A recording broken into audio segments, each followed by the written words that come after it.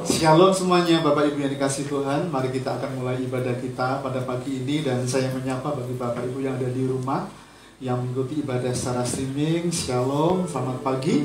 Saya undang Ibu Bapak bisa berdiri bersama-sama. Kita akan datang kepada Tuhan, menaikkan pujian dan doa kita kepadanya. Dan biarlah nama Tuhan dimuliakan. Kusanjung kau di tempat tinggi, kusanjung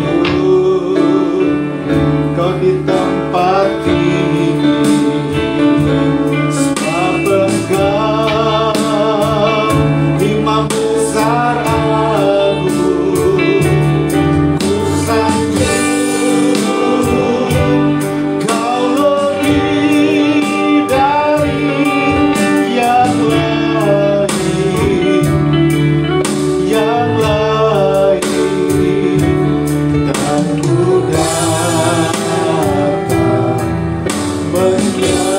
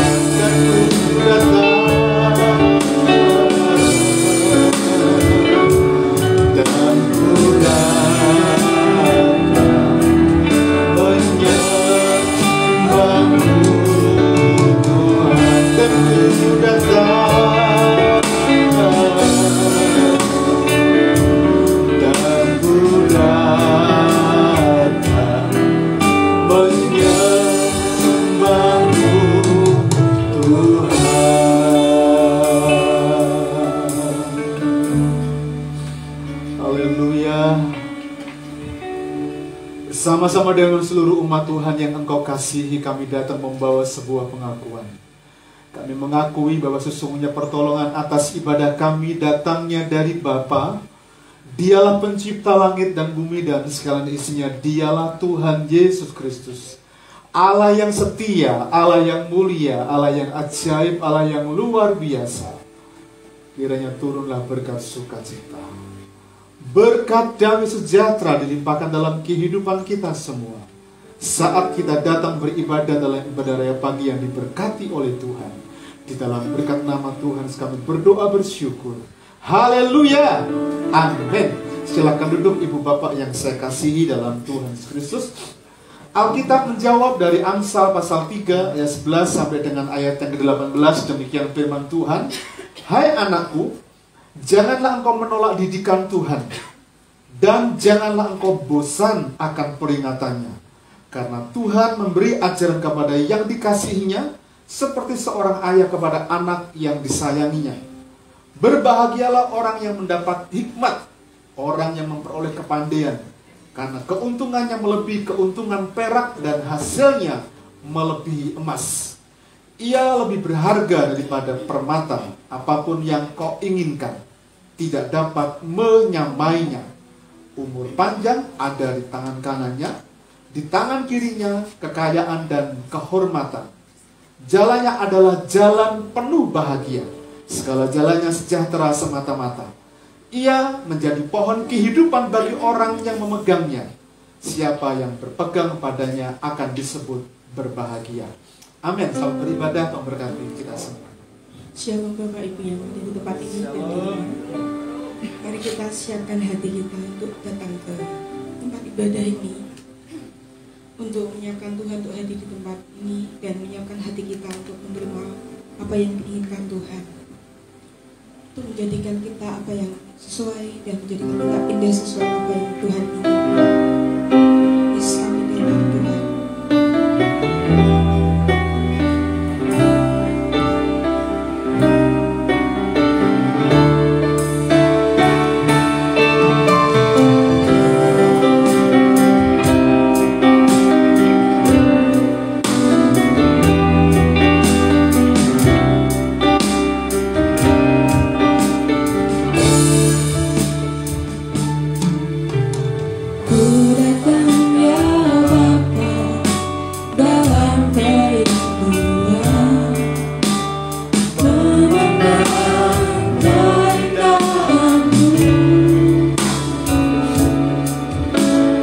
berikan segalanya, semuanya yang ada. Ku ingin menyerahkan hatiku Tuhan.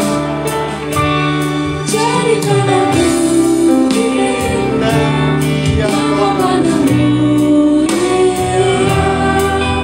seluruh yang di dalam diri.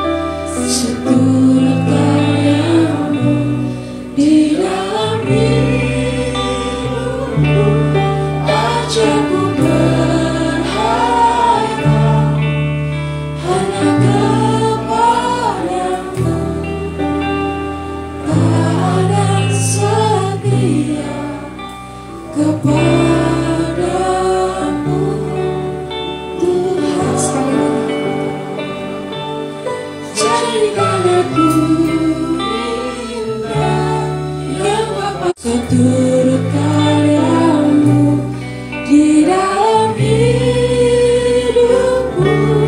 ajarku berharap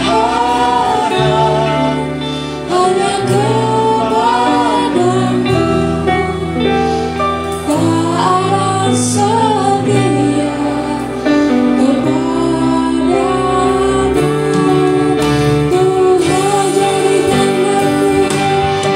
jadikan aku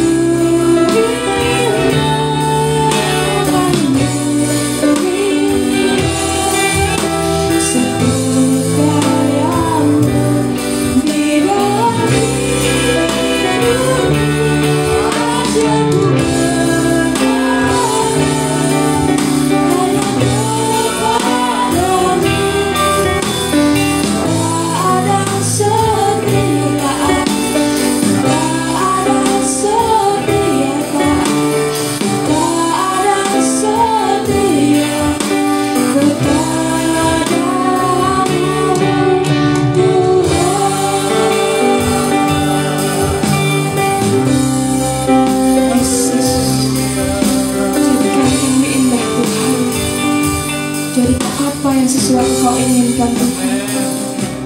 Ini kami Tuhan, menyerahkan diri kami Tuhan untuk Kau pakai Tuhan. Dan saat ini Tuhan kami meninggalkan apa yang menjadi kesibukan kami di luar Tuhan, dan menjadi fokus untuk di tempat ini, untuk menerima Roh Kudus-Mu Tuhan, untuk menerima apa yang Engkau inginkan di hidup kami Tuhan. Kami serahkan juga Tuhan ibadah Tuhan, ibadah dari awal hingga akhir hanya dalam nama Tuhan Yesus. Haleluya. Amin. Shalom semuanya.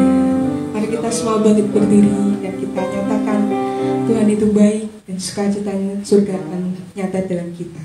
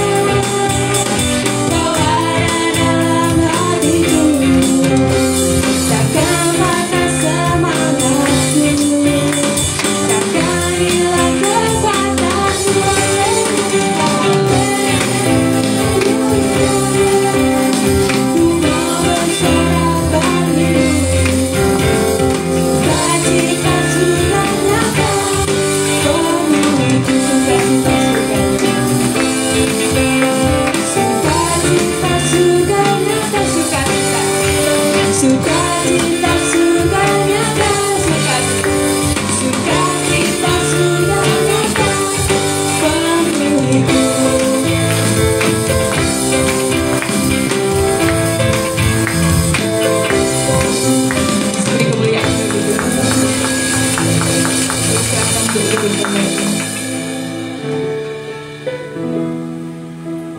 Mari kita mempersiapkan hati kita untuk mendengarkan firman Tuhan dan mengajarkan kita untuk mengampuni seperti dalam firman-Nya dalam doa Bapa kami yang akan disampaikan nanti.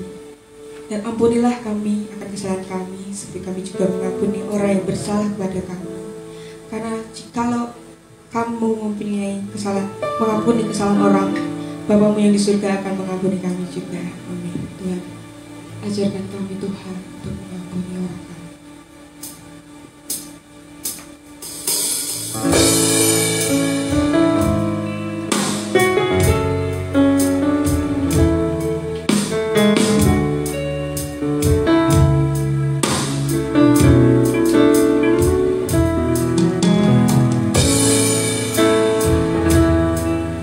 Ketika hatiku telah disakiti,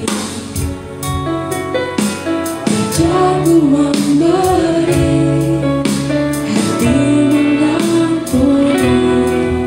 Ketika hidupku telah dihakimi, wajahku memberi, hati mengasihi.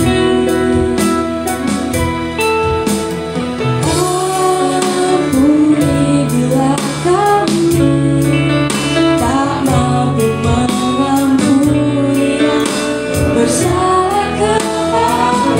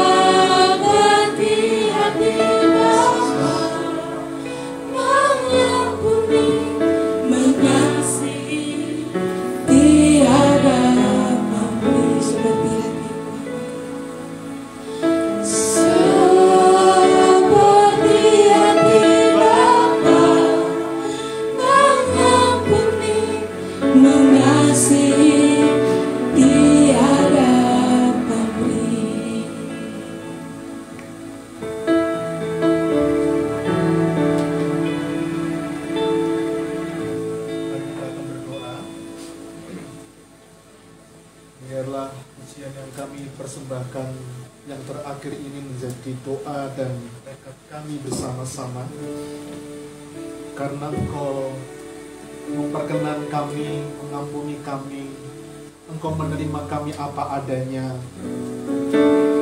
dan sudah menjadi sebuah kewajiban kami sebagai umat-Mu untuk kami boleh terus belajar dan terus belajar. Menerima orang yang bersalah kepada kami, menerima mereka yang telah pernah dan menyakiti hati kami, bahkan mereka menghakimi kami. Kami mau belajar seperti Yesus menerima kami apa adanya. Biarlah pengampunan itu juga nyata dalam kehidupan kami kepada sesama kami. Di komunitas ini, di keluarga kami, di masyarakat dan di mana kami tinggal dan kami ada. Ajar kami Tuhan, untuk kami boleh terus mengasihi, melayani, mengampuni, sama seperti Tuhan mengampuni dosa dan kesalahan kami. Terima kasih Bapa di surga, anugerah-Mu melimpah dalam kehidupan kami. Kami mengucap syukur. Urapi kami semua dengan pengurapan yang baru, sehingga firman-Mu yang kami akan dengar tidak ada satu kata, satu benih pun yang tercuri oleh kuasa kegelapan. Firman itu akan jatuh ke tanah hati yang baik, di tanah hati yang subur, sehingga firman itu boleh tumbuh, terus bertumbuh, berakar kuat dalam hidup kami, bahkan menghasilkan buah yang menyenangkan Tuhan. Terima kasih Tuhan Yesus, anugerah-Mu melimpah dalam kehidupan kami. Kami mengucap syukur, berdoa, haleluya, amin. Puji Tuhan. Bapak Ibu yang dikasihi Tuhan, mari kita akan belajar kembali firman Tuhan pada pagi ini. Kita akan kembali kepada seri khotbah di bukit, melanjutkan seri khotbah di bukit. Kita sampai di seri yang ke-24 ya.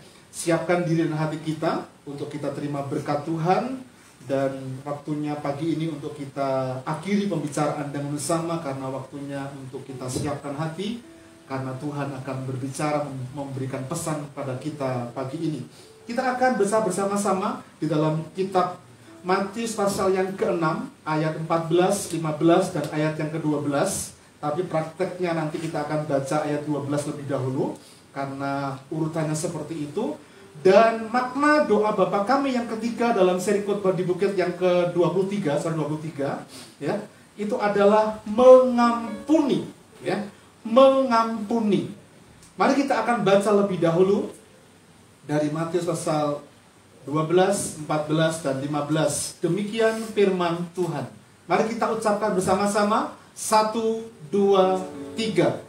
Dan ampunilah kami akan kesalahan kami, seperti kami juga mengampuni orang yang bersalah kepada kami. Ayat 14. Karena jikalau kamu mengampuni kesalahan orang, Bapamu yang di sorga akan mengampuni kamu juga. Ayat 15. Tetapi jikalau kamu tidak mengampuni orang, Bapamu juga tidak akan mengampuni kesalahanmu. Bapak Ibu Saudara yang dikasihi Tuhan, ayat 14 dan 15 ini memang terpisah, gitu ya. Ayat 14 dan 15 ini memang terpisah dari doa Bapa kami. Tapi konteksnya masih dekat dengan ayat 12, maka tidak dalam perikop yang berbeda. Karena satu perikop begitu, maka saya jadikan untuk seri khotbah di bukit bagian yang ketiga dari makna doa Bapa kami. Nah, sebelum kita lebih lanjut, kita akan review sejenak seri khotbah di bukit. Oke, benar ya, kita hari ini seri khotbah di bukit pasal yang ke-24, karena 23 kemarin doa Bapa kami yang kedua ya. Jadi mungkin saya salah ketik di situ, belum saya rubah. Nah, ada 3 hal penting yang kita pelajari pada seri khotbah di bukit, makna doa Bapa kami yang kedua. Di ayat 11 yang mengajar kepada kita semua, berikanlah kepada kami makanan kepada kami pada hari ini yang secukupnya. Itu mengajar kepada kita bahwa kita perlu percaya karena Tuhan itu sangat peduli dan memperhatikan kebutuhan finansial kita, kebutuhan jasmani kita. Doa ini mengatakan bahwa berikanlah kepada kami pada hari ini makanan yang secukupnya. Ya, yang secukupnya ini memiliki pengertian tidak serakah. Artinya ketika kita bekerja, kita berusaha, kita mencari nafkah untuk menghidupi hidup kita dan keluarga kita, kita mengajar hari ini, minggu yang lalu, supaya kita tidak mencarinya dengan cara yang serakah, gitu ya. Cukup hari ini kita nikmati, karena hari besok akan ada berkat yang Tuhan karuniakan kepada kita. Nah, yang kedua, makna doa Bapa kami yang kedua, dari seri yang kedua kemarin, poin yang kedua adalah mengajar kita untuk mengampuni, ya. Tuhan sudah mengampuni kita, Tuhan sudah menerima kita apa adanya, dan wajib bagi kita untuk dapat mengampuni, ya, kepada mereka yang berbuat salah kepada kita, baik yang disengaja ataupun yang tidak disengaja, ya. Kalau Tuhan terima kita apa adanya dengan seabrek dosa, dengan segudang dosa, tapi Dia terima kita apa adanya karena Dia mengampuni kita tanpa syarat. Karena itu sebagai umat Tuhan kita wajib untuk mengampuni kepada mereka yang telah berbuat dosa, berbuat salah kepada kita. Dan yang ketiga, tentang pencobaan, ya. Ayat yang ke-13 itu kita perlu belajar, karena ayat yang mengatakan jauhkanlah kami dari yang jahat, atau didahului dengan jauhkanlah dari sebab pencobaan, ya. Karena itu kita perlu hati-hati, karena memang Tuhan tidak pernah mencobai siapapun, tapi kita, anak-anak Tuhan, diizinkan, dicobai, diuji. Karena itu kita perlu hati-hati, karena ujian itu kadang-kala datang dari dalam diri kita.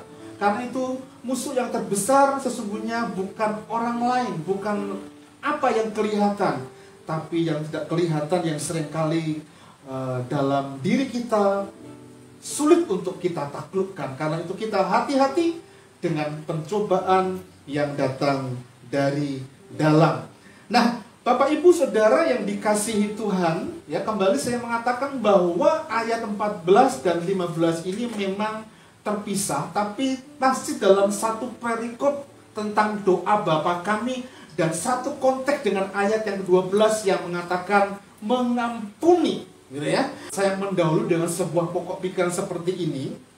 Jika mengampuni itu diletakkan oleh Tuhan Yesus dalam pengajarannya tentang doa Bapa kami, itu berarti mengampuni merupakan hal yang sangat penting yang tidak bisa kita abaikan.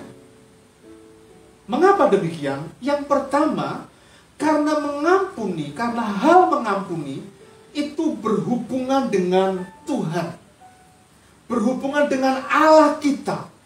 Lukas pasal 11 ayat 25 mengatakan, yang masih dalam satu konteks tentang doa Bapa kami, dan jika kamu berdiri untuk berdoa, ampunilah dahulu sekiranya ada barang sesuatu dalam hatimu terhadap seseorang, supaya juga Bapamu yang di sorga mengampuni kesalahanmu. Berhubungan dengan Bapa kita di sorga. Karena itu Yesus meletakkan mengampuni, pengampunan itu dalam doa Bapa kami. Dan tidak ada sesuatu yang kebetulan, karena ketika Yesus mengajar tentang doa Bapa kami, Dia menginginkan ketika umatnya berdoa, tidak sekedar berdoa, tapi menghayati, menghidupi di dalamnya, sehingga dalam praktek hidupnya mereka hidup, kita semua hidup menyenangkan Tuhan, karena mengampuni itu berhubungan dengan Tuhan. Artinya, kalau Tuhan tidak berkarya, bekerja dalam kehidupan kita manusia, tidak ada satu orang pun yang diperkenan oleh Bapa kita di surga, karena kita ada banyak sekali dosa. Karena itu doa Bapa kami yang mengatakan ampunilah itu berhubungan dengan Tuhan. Tapi alasan yang kedua, mengapa Tuhan meletakkan kata pengampunan ini dalam doa Bapa kami. Karena hal pengampunan, hal mengampuni itu berhubungan dengan kekekalan. Tetapi jika kamu tidak mengampuni, maka Bapamu yang di sorga juga, perhatikan, tidak akan mengampuni kesalahan-kesalahanmu. Lalu pertanyaannya, kalau demikian bagaimana dengan janji Tuhan? Ketika kita percaya kepada Kristus dan ketika Dia mati di atas kayu salib, Dia menerima kita apa adanya, Dia menghapus dosa masa lalu, sekarang yang akan datang. Kok sepertinya bertabrakan? Kok kalau aku nggak bisa mengampuni, sepertinya aku juga nggak akan diampuni oleh Tuhan? Ya, Tuhan menebus dosa umat manusia, masuk dalam kekekalan hanya kepada mereka yang mau dengan rendah hati belajar untuk mengampuni. Mengampuni itu tidak mudah. Mengampuni itu butuh perjuangan yang tidak mudah. Ya, Bapak Ibu Saudara yang dikasihi Tuhan, mengampuni dalam Kamus Besar Bahasa Indonesia ada dua pengertian dari kata dasar ampun. Yang pertama adalah pembebasan dari tuntutan karena melakukan kesalahan atau kekeliruan. Jadi seseorang yang menerima ampun, atau seseorang yang menerima grasi, atau seseorang yang menerima remisi dalam kesalahannya ketika ditahan, dibebaskan dalam sekian waktu dari tuntutan kesalahan melakukan kekeliruan kesalahan yang telah dilakukannya. Nah, kalau bicara tentang remisi, itu potongan tahanan. Bicara tentang grasi, itu pembebasan. Dan kita biasanya mengetahui istilah-istilah itu ketika bangsa kita Indonesia ini merdeka.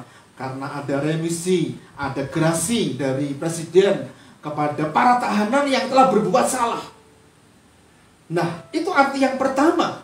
Jadi pembebasan dari tuntutan karena kita pernah melakukan kesalahan dan kekeliruan. Nah, kalau kita mencermati yang pertama ini, dari sejak ketika kita dilahirkan oleh orang tua kita yang merupakan ada benih dosa, dan kita menjalani dalam kehidupan kita, kita sudah hidup di dalam dosa, kita ada tabiat dosa di dalamnya. Karena itu tidak ada satu orang tua pun yang mengajar kepada anaknya untuk berbuat dosa, tapi selalu diajar baik. Tapi mengapa ada anak-anak yang berbuat dosa? Ada anak-anak yang berbohong, ada anak-anak yang suka bantah, ada anak-anak yang kemudian melawan kepada orang tuanya. Padahal kita nggak pernah ngajar anak-anak seperti itu. Karena memang dari sejak lahir, manusia dilahirkan dalam keadaan dosa dan tabiat dosa itu. Dan di sepanjang hidup kita, persoalan itu muncul karena seringkali kita tidak sengaja melakukan kesalahan, ataupun yang disengaja melakukan kesalahan. Tetapi seseorang yang diampuni oleh Tuhan itu dibebaskan dari tuntutan, dari semua kesalahan saat kita lahir sampai ketika kita menutup mata. Persoalannya adalah, apakah kita bisa mengampuni seperti Bapa mengampuni dan menerima kita apa adanya.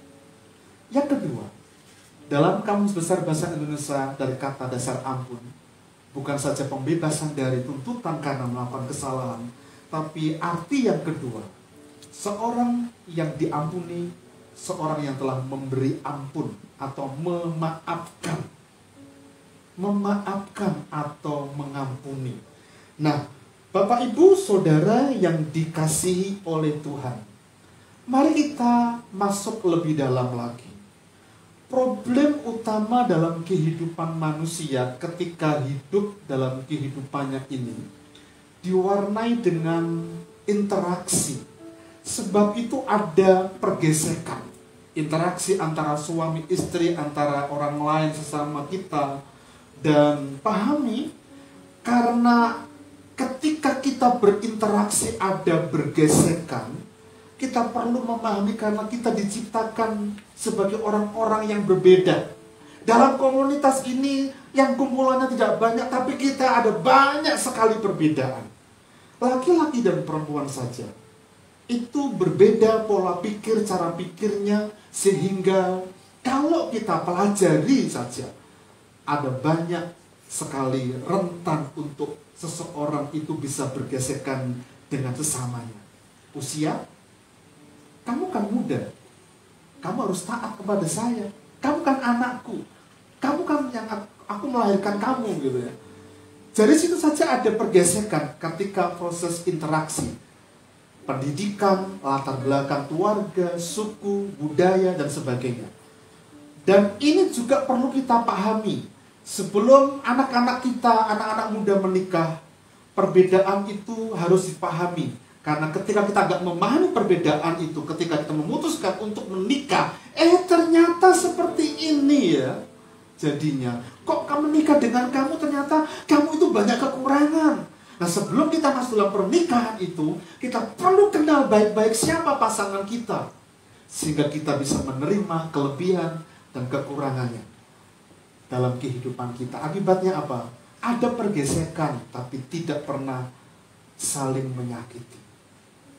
Amsal pasal yang ke-27 ayat 17 ya, itu mengatakan besi menajamkan besi, orang menajamkan sesamanya.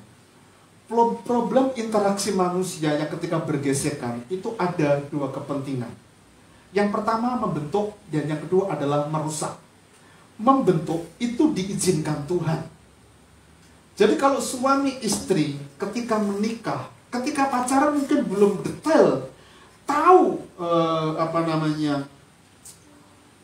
perbedaan-perbedaan yang muncul secara detail. Tapi setelah menikah ada banyak sekali secara detail perbedaan itu. Dan itu membentuk kita. Kalau suami kita temperamen, mari kita belajar untuk sabar. Kalau istri kita temperamen, ya, ngomongnya banyak gitu ya, kita belajar untuk apa? Diam. Karena diam itu, kata pepatah, diam itu emas katanya.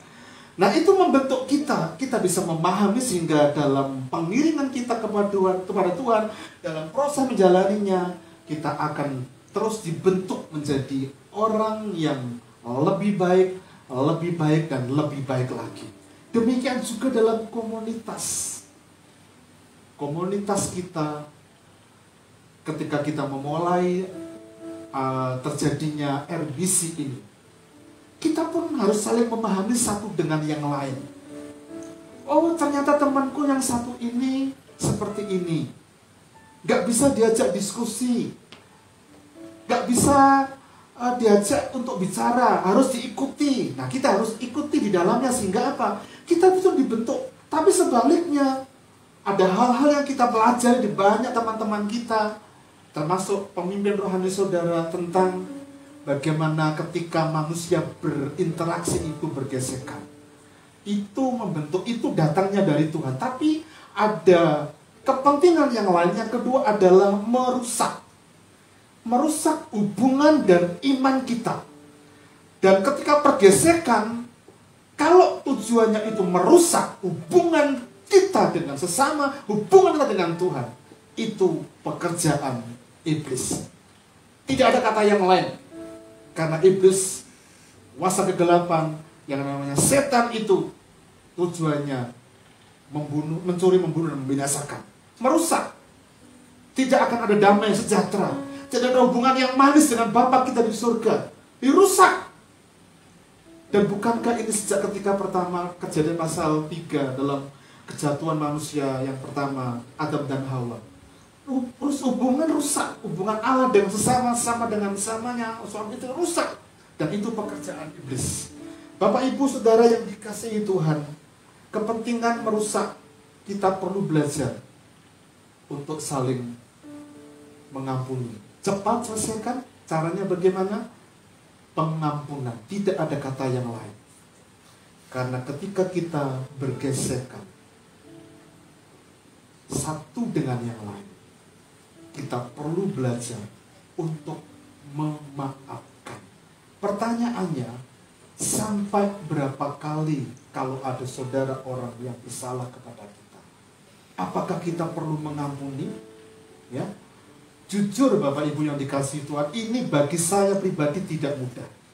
Apalagi kemarin ketika kakak saya datang untuk diantar ke bandara karena akan pergi ke anaknya di Kalimantan, menginap di rumah saya, dan dia bercerita banyak hal. Karena ada teman kita, teman lama kita yang pulang ke desa dan menceritakan bla bla bla tentang kami dan sebagainya. Dan yang diceritanya itu adalah bude saya, bule saya yang seiman, yang apa namanya, satu jemaat dengan di gereja begitu, termasuk gembala yang ada di sana begitu. Wah, diceritanya begitu, padahal kami sudah melupakan, tidak pernah cerita, jadi muntah lagi gitu. Dan ini sulit. Tapi kami belajar untuk apa? Melepaskan itu. Walaupun diceritani gitu ya. Diceritani yang jelek-jelek katanya. Pokoknya diceritani menyakitkan begitu. Tapi ini persoalan hati dan hidup kita. Dan ketika itu kembali diingatkan seperti di review, itu sepertinya mau marah lagi gitu. Tapi ternyata besok saya mau bicara pengampunan gitu. Sehingga ketika tadi lagu yang terakhir dinaikkan sama Ika, sebelum saya naik ke sini tadi saya berebesi gitu. Tuhan ajar kami untuk mengampuni orang yang bersalah kepada kami seperti Tuhan terima kami apa adanya. Pengampunan, tidak ada kata yang lain. Sekali lagi, Petrus pernah ngomong begini dalam Matius pasal 18 ayat 21 dan 22. Dia ngomong begini dengan Tuhan. Kemudian datanglah Petrus dan berkata kepada Yesus, Tuhan, sampai berapa kali aku harus mengampuni saudaraku jika ia berbuat dosa terhadap aku? Berbuat dosa loh ya, bukan hanya bersalah, tapi berbuat dosa. Sampai 7 kali kah? Ini ukuran manusia. Sampai yang pintu, kata 7 itu sempurna bagi manusia. Yesus berkata kepadanya, bukan. Aku berkata kepadamu, bukan sampai berapa? 7 kali. Melainkan sampai 70 kali 7 kali. 70 kali 7, 490 kali. Itu hitungannya. Tapi itu bicara unlimited. Tidak ada batasnya. Mengapa demikian? Yesus mengatakan, karena kesalahanmu itu lebih dari 490. Coba kalau kita bayangkan, kita orang baik deh. Kita itu salah ngomong dan kita berdosa satu hari 3 kali. Kita hitung ya. 1 tahun itu 365 hari.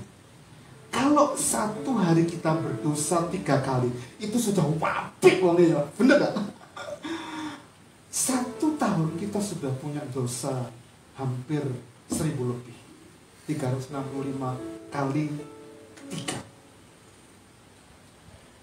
Nah kalau sekarang umur kita itu 17 tahun, 40 tahun, 45 tahun, 46 tahun, bagaimana? Bukankah tidak ada angka yang dapat menggambarkan bagaimana sebetulnya Yesus itu menerima kita apa adanya. Dan kita perlu belajar. Tadi saya mengatakan bahwa iblis itu adalah tujuannya mencuri dan sejahtera kita, membunuh dan sejahtera kita, sampai membinasakan. Ketika membinasakan itu berarti tidak ada lagi hubungan kita dengan Bapa, hubungan kita dengan sesama, mati, putus. Dan itu target iblis, menjatuhkan. Lewat apa? Ketika tidak bisa mengampuni. Ada target iblis bagi orang percaya, menjatuhkan. Bisa jadi melalui harta duniawi. Kalau kita iblis nggak mampu menjatuhkan kita lewat harta duniawi, dia pakai masalah. Persoalan muncul. Contoh seperti yang ada terjadi dalam kitab Ayub di sana. Itu masalah Ayub itu seperti apa? Sangat berat. Bayangkan dalam waktu sekejap kekayaannya habis. Padahal dia orang yang paling kaya pada waktu itu. Keluarganya, anaknya habis dalam waktu 1 malam.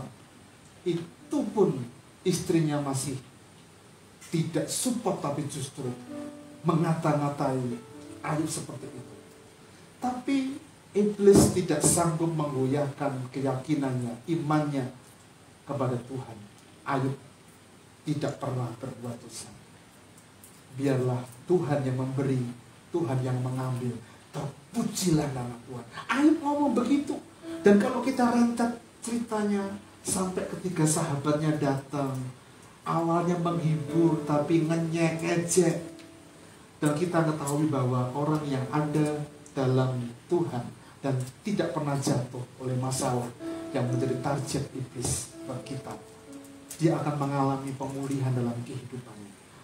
Yang berikutnya ini senjata yang paling ampuh, kekecewaan dan sebagainya. Mari kita belajar tentang kekecewaan. Di Bond Fellowship kemarin kita belajar ini. Saya akan review ulang, singgung. Markus 6 ayat 3, perhatikan baik-baik. Bukankah Yesus ini tukang kayu, anak Maria, saudara Yakobus, Yoses, Yudas, dan Simon? Dan bukankah saudara-saudaranya yang perempuan ada bersama-sama kita? Lalu mereka kecewa dan menolak Yesus. Ini persoalan. Kecewa. Penyebab dari kecewa adalah karena tidak mengikuti atau tidak seperti yang menjadi ekspektasinya, menjadi keinginan dan harapannya. Akibatnya kecewa. Dalam konteks ayat ini, Yesus itu kemudian datang ke Nazaret, tempat dia dibesarkan. Ingat, di Bethlehem dia dilahirkan. Orang tuanya sempat mengungsi ke Mesir, kembali kemudian dari Mesir, kemudian gak ke Bethlehem tapi ke Nazaret. Dan di Nazaret Yesus dibesarkan. Dan di Nazaret Maria dan Yusuf berumah tangga. Maka lahir Yoses, Yakobus, Yudas, Simon, bahkan saudara-saudara perempuan yang lain. Dan pekerjaan Yesus adalah sebagai tukang kayu. Karena ayahnya tukang kayu. Dan ketika dia hadir memberitakan firman Allah di bait suci dan dia menyampaikan pengajarannya, awalnya banyak orang yang takjub dari mana dia belajar. Tapi yang menyakitkan yang didengar oleh Yesus, loh, ini kan anak Yusuf, anak Maria, dia kan tukang kayu. Coba ini perhatikan, ini saudaranya Yoses, saudara Yudas, saudara Yakobus, bahkankah saudara-saudara perempuan juga ada bersama dengan kita. Dan Alkitab mencatat orang-orang di Nazaret tadi itu kecewa dan menolak Yesus. Kalau bicara tentang kecewa, itu senjata kuno tetapi ampuh. Dan kita sebagai anak-anak Tuhan perlu berhati-hati. Karena kekecewaan itu seringkali membuat seseorang, membuat kita tidak bisa mengampuni secara tuntas. Kecewa itu adalah perasaan tidak puas karena yang terjadi atau tidak sesuai harapan, tidak sesuai ekspektasinya. Sehingga apa? Menimbulkan rasa sakit hati. Kalau itu di luar komunitas, di keluarga kita mungkin sakit tapi tidak sampai parah begitu. Lalu bagaimana ketika dengan saudara seiman? Kira-kira bagaimana? Sudah sering berinteraksi sesama pelayanan begitu.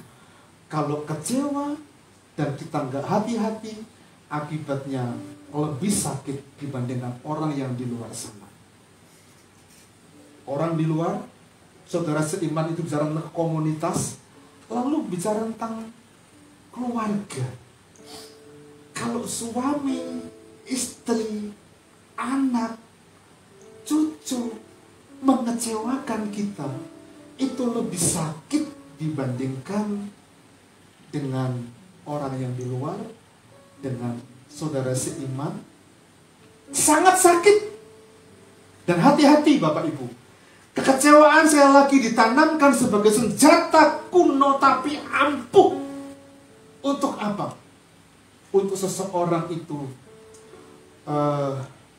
tidak lagi punya rasa mengasihi dan mengampuni terhadap sesamanya. Bapak Ibu Saudara yang dikasihi Tuhan, ada dua ciri seseorang yang belum tuntas mengampuni. Yang pertama, sering mengingat dan ingat terus. Yang diingat bukan firman Tuhan, tapi yang diingat adalah itu kesalahannya. Ya, saya itu memang menyimpan file-file yang kita pernah lakukan. Jadi saya filekan, saya PDF-kan, dan saya simpan di Google Drive saya, dan tidak akan pernah hilang kalau tidak akan pernah terhapus gitu ya. File-file petisi kita, bukti-buktinya itu ada gitu ya. Sehingga ketika ada orang-orang yang tanya, yang sebetulnya mereka tidak tahu duduk permasalahannya, tak tunjukin saja, baca saya nggak usah ngomong. Tapi itu pun berat bagi saya, karena apa? Ingat kembali, karena kalau ingat kembali itu rasanya enak. Nggak sakit loh Bapak Ibu, tapi rasanya ada sesuatu yang beda, nggak sejahtera. Dan kata hamba Tuhan Billy Vantopak, ketika sejahtera itu hilang, berarti kehadiran Tuhan hilang dalam kehidupan kita. Dan itu bahaya. Sering mengingat atau bahkan terus mengingat.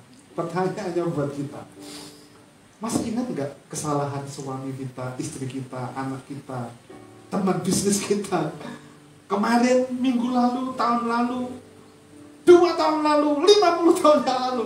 Ingat nggak kita? Saya berharap kita lupa, karena orang yang lupa berarti dia tuntas mengampuni. Tuntas mengampuni. Bapak Ibu, yang kedua, ciri seorang yang belum tuntas mengampuni itu sering bukan hanya mengingat, tapi membicarakannya. Membicarakannya. Mungkin alasan ketika membicarakan kita curhat, kita berbagi gitu ya, berbagi beban. Tolong dong aku tak cerita boleh nggak ya? Dia itu berbagi beban, alasannya begitu. Tapi kadang-kala kita perlu belajar ini. Kita cari teman, kita cari solusi. Tapi kita harus bijak cari orang yang kita bisa ajak bicara. Kalau orang itu, kalau bahasa modern sekarang ini, suka ngember, jangan pernah bercerita apapun, apalagi masalah teman kita, masalah kita kepada orang itu. Ya. Sebagai hamba Tuhan, sebagai gembala jemaat, atau bahkan mungkin yang pernah belajar etika Kristen, ya, ketika ada orang yang konseling dengan kamu, tidak boleh menceritakan itu kepada orang lain. Itu etika. Karena kamu tidak akan lagi dipercaya oleh orang. Bahkan kalau orang itu cerita kepada temannya, sama lagi tidak akan dipercaya. Dan di situ ada mata Tuhan yang melihat kamu kalau kamu ngember. Itu bahasa saya. Kalau kamu bercerita, dan itu bicara tentang etika Kristen. Bapak Ibu yang dikasihi Tuhan, karena itu sebelum kita membicarakannya, memang kita awalnya itu berbagi beban. Tolong dong kasih tahu, aku tak bercerita supaya ada sesuatu yang plong dari hati saya yang menggajal ini, dan setelah itu doakan. Dan ketika menceritakan, kita sudah bersemangat begitu, berapi-api gitu. Dan kalau itu salah, itu akan menjadi persoalan baru dalam kehidupan kita. Karena itu bijak menceritakan, jangan salah pilih, karena efeknya akan tambah sulit untuk mengampuni, karena ada multiplikasi, ada hal-hal yang menumpuk, yang tidak terselesaikan terus dalam kehidupan kita. Ada 4 langkah yang saya mau sampaikan kepada Bapak Ibu. Langkah-langkah untuk mempermudah mengampuni. Yang pertama, ingat pengampunan Tuhan Yesus Kristus kepada kita. Efesus pasal 4 ayat 32, Matius 18 ayat 32 dan 33 saya akan bacakan. Tetapi hendaklah kamu ramah seorang terhadap yang lain, penuh kasih mesra, dan saling mengampuni sebagaimana Allah di dalam Kristus telah mengampuni kamu. Jadi langkah yang pertama untuk kita bisa mengampuni, ingatlah pengampunan yang kita telah terima dari Tuhan. Di dalam Kristus Yesus kita diampuni, kita diterima apa adanya. Matius 18 ayat 32 dan 33.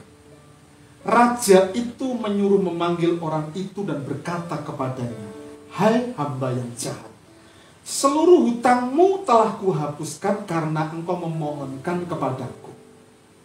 Bukankah engkau pun harus mengasihi kawanmu seperti aku telah mengasihani kamu?" Saya pernah katakan pada pelajaran yang lalu, seri khotbah di Bukit yang ke-23, tentang mengampuni. Dosa itu adalah hutang. Dalam perikop ini, itu ada hamba yang punya hutang kepada seorang tuan dan tidak sanggup membayar karena sangat besarnya. Dia memohon untuk dilunaskan. Tapi kemudian tuan ini melunaskan hamba ini, dan hamba ini temannya itu punya utang gak seberapa. Tapi ternyata ditagih, bahkan didatangkan algojo untuk nagih uang itu. Akibatnya apa? Hamba yang dibebaskan tadi dijebloskan ke dalam penjara lagi oleh sang tuan. Loh, kamu kan sudah tak bebaskan hutangmu yang bikin besar, kan kamu harus mengasihi kawanmu juga. Hutangnya kan kecil. Artinya begini Bapak Ibu, hutang kita, dosa kita itu besar, telah lunas dibayar oleh Kristus. Sebetulnya kesalahan suami, kesalahan orang lain, kesalahan istri kita, kesalahan sesama kita itu kecil, sehingga kita perlu tuntas untuk membebaskan itu. Ingat pengampunan yang Tuhan kerjakan dalam kehidupan kita.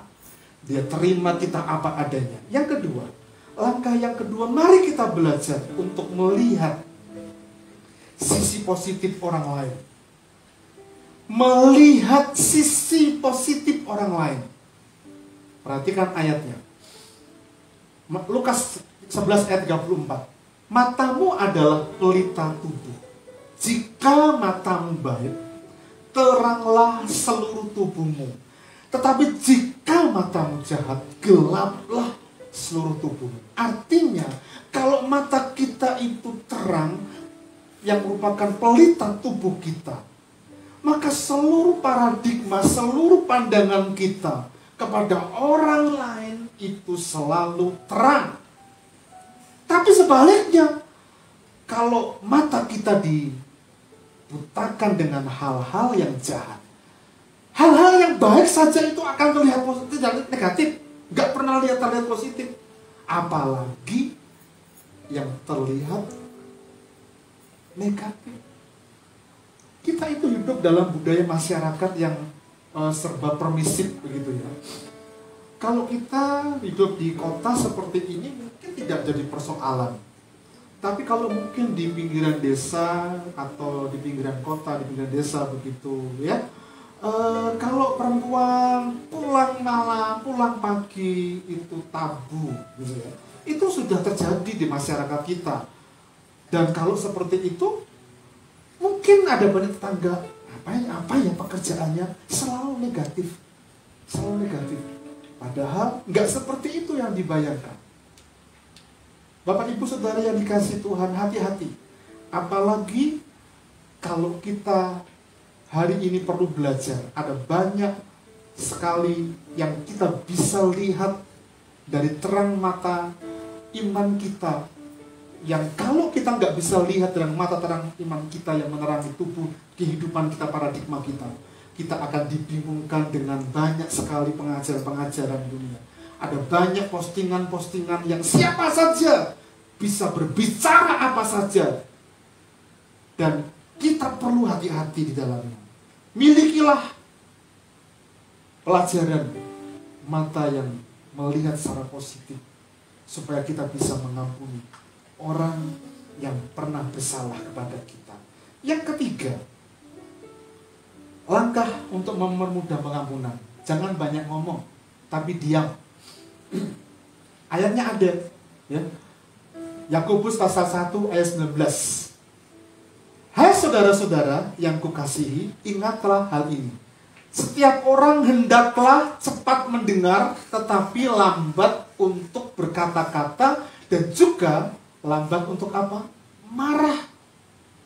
Diam. Itu akan mempermudah kita untuk mengampuni. Diam bukan berarti kita nggak berani konfrontasi. Diam sedang menunggu bagaimana supaya kita dapat menemukan solusinya, jalan keluar. Tapi lebih baik diam daripada konfrontasi. Karena konfrontasi kalau kita salah bicara, salah ngomong, akan jadi persoalan. Oh iya loh, kita dengan suami istri itu salah bicara, salah nada saja, itu nampaknya sudah bicaranya seperti marah begitu ya. Ya. Orang Jawa itu biasanya kan kelemak-kelemek diam gitu ya. Tapi ketemu orang Jawa, orang Cina yang ngomongnya banter, ngomongnya keras. Loh kamu marah? Enggak, memang saya seperti ini. Nah, kita perlu hati-hati Bapak Ibu. Kita perlu belajar supaya kita untuk cepat mendengar, tapi lambat berkata-kata. Dan responnya lambat untuk marah. Artinya boleh marah. Untuk anak-anak kita boleh ya. Kita boleh marah, tapi jangan sampai mendatangkan dosa dalam kemarahan. Yang keempat dan yang terakhir, mari kita belajar untuk menerima kembali sebagai saudara seiman apa adanya dalam kehidupan kita. Ayat terakhir kita akan baca Mazmur 86 ayat 5 dan Mazmur 30 ayat yang keempat.